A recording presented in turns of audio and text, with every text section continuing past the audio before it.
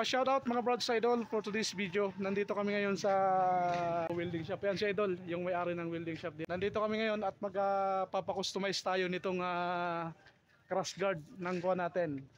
Yamaha YTX. Kasi ito, medyo luma na yung crash guard natin mga idol. Papalitan natin ng ganitong stainless na oh. Dito lang ito sa Barangay Ibid, Libmanan oh.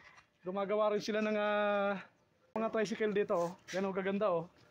Kung gusto niyo magpagawa, puntahan niyo na lang yung address mo idol dito. Anong address mo? Ano idol, Ibid, Sitio Liputan, Oh. Libmanan. Ibid, Sitio Liputan, Libmanan mga idol ano.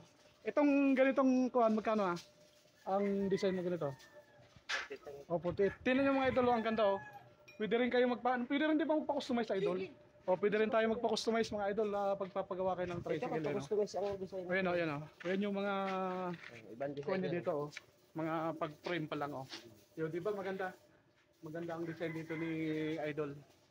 Tapos bigyan na rin natin ng logo stickers si Idol kasi siyempre magpapagawa tayo ng ano ayan oh, Idol. Ang gagawa ng ating cross guard sa ating YTX. Idol, salamat. Okay.